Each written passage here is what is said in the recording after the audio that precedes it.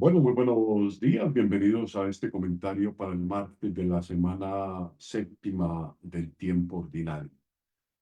Se comenzó el día de ayer una secuencia de textos muy interesantes del apóstol Santiago, en las cartas de Santiago, ¿no? Son unas cartas que tienen una finalidad eminentemente formativa para la vida cristiana de las comunidades y por ser esa palabra de ayer, hoy, siempre, pues hoy llega a nosotros pues con la misma fuerza.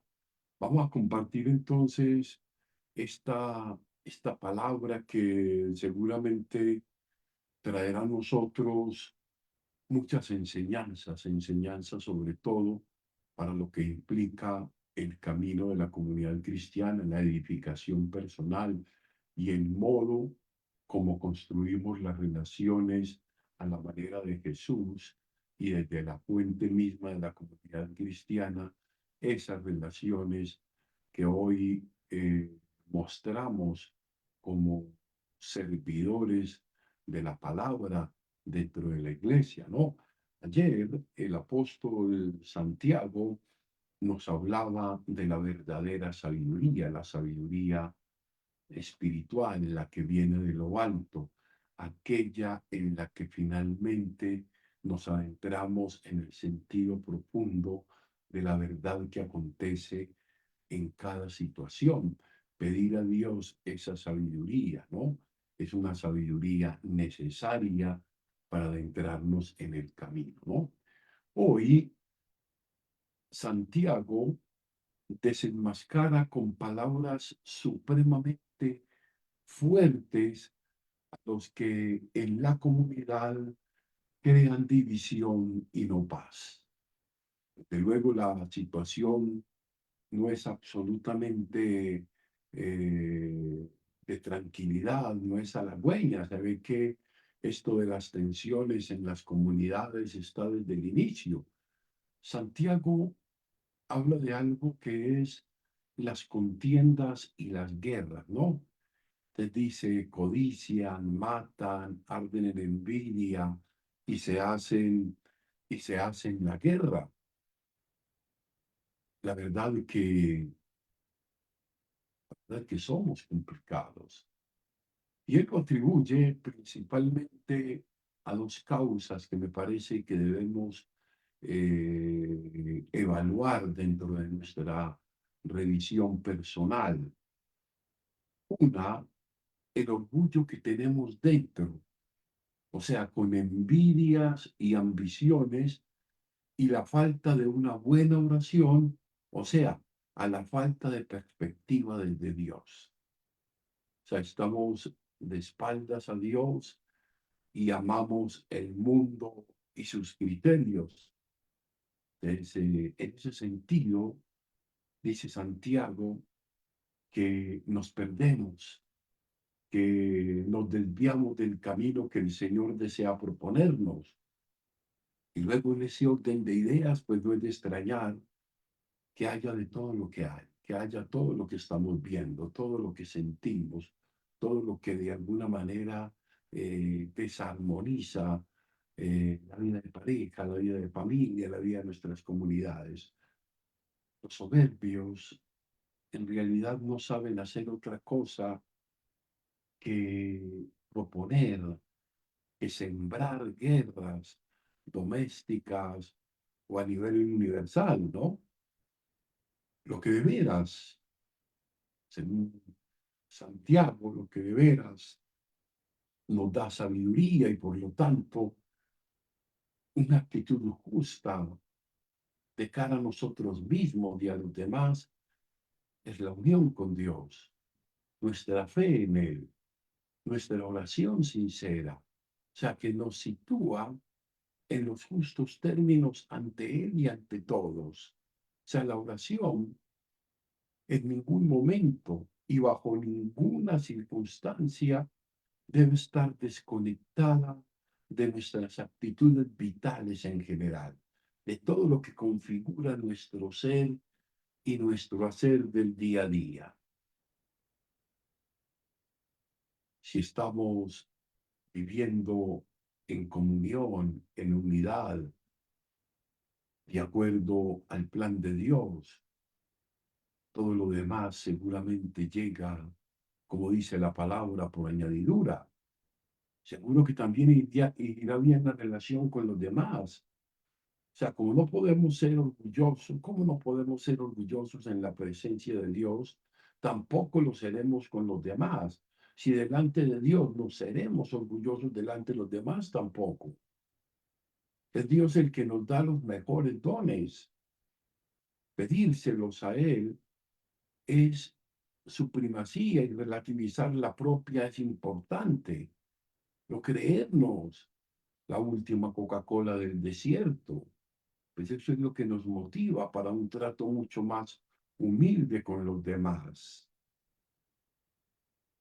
¿De qué manera podría armonizarse una oración sincera ante Dios, el Padre de todos, con la división, con las relaciones de odio con los demás, hermanos nuestros e hijos del mismo Padre? ¿Cómo se va a compaginar la división con Dios? ¿Cómo puede ser eficaz la oración ante Dios de uno que está apagado de sí mismo y mal dispuesto para estar con los demás? En ese orden de ideas, pues nuestra oración debe ser humilde. Sométanse, acérquense a Dios, sean sinceros, lamenten su miseria, humíllense ante el Señor, que Él los levantará, reconozcan con humildad todas las falencias y debilidades que a veces nos aquejan y perjudican la unidad de nuestras comunidades. Una oración que está viciada de raíz por el orgullo y la falta de caridad no puede ser agradable ante Dios, ¿no? Si fuéramos más humildes, nos entenderíamos mucho mejor con los demás, nuestra oración sería más eficaz y nosotros mismos seríamos en el fondo pues mucho más felices. Qué bella sugerencia esta de Santiago el día de hoy.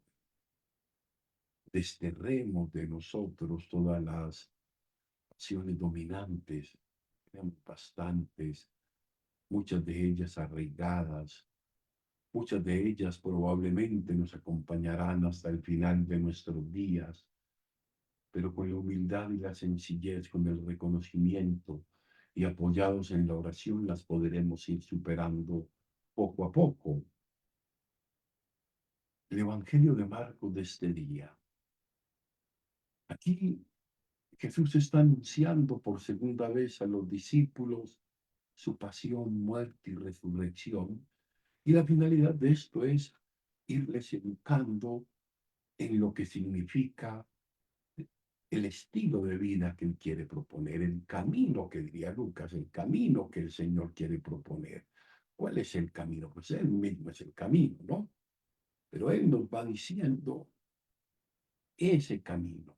¿Cómo es ese camino? O tampoco esta vez, pues, como leemos, los discípulos parecen no entender qué es lo que quiere decir Jesús. Lo que les preocupa, esto es más preocupante, y que es quizás la tentación de todos los tiempos, y que de eso discutían precisamente estos hermanos de la primitiva comunidad cristiana, es nada más y nada menos que quién era el más importante.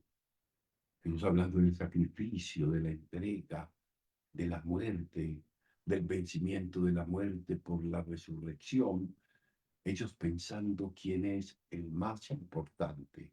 Increíble, ¿no?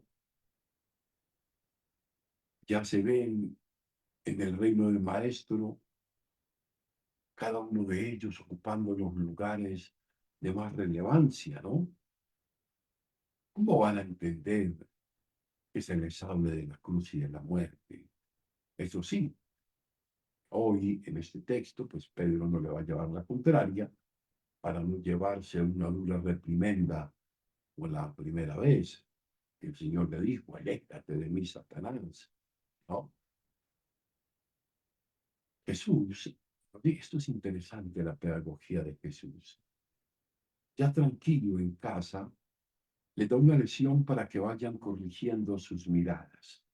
Esas miradas recortadas, esas miradas puestas en el poder, en el solo reconocimiento. Dice, quien quiera ser el primero, sea el último de todos y el servidor de todos.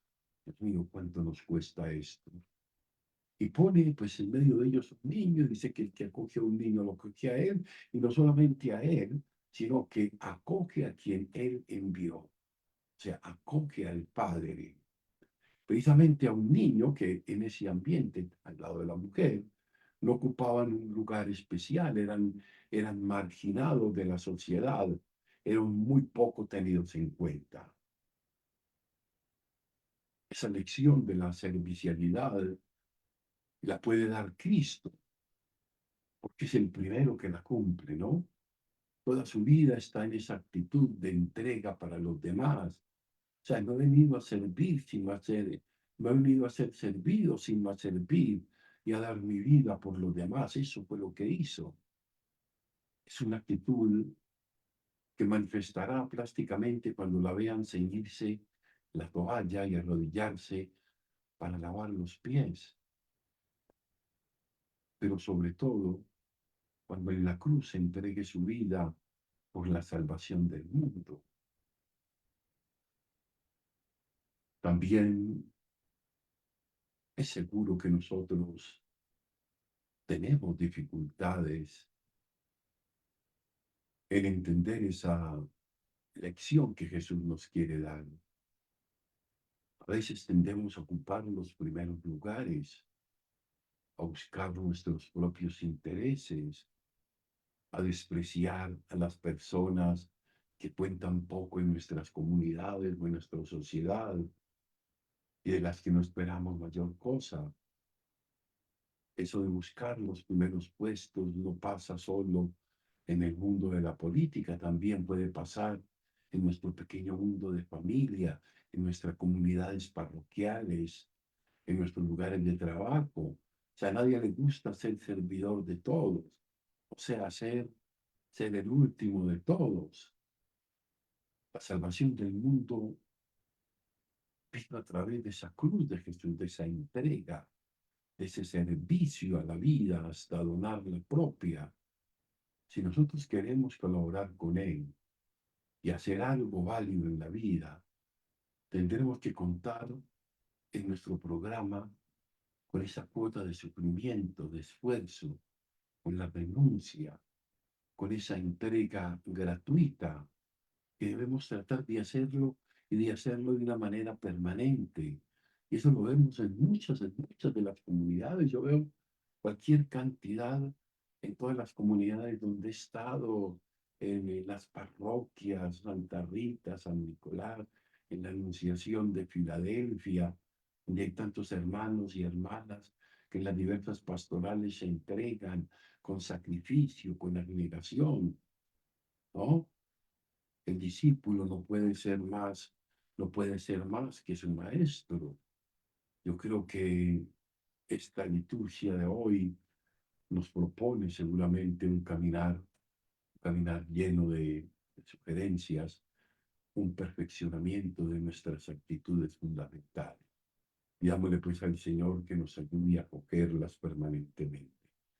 Gloria al Padre, gloria al Hijo y gloria al Espíritu Santo. Amén.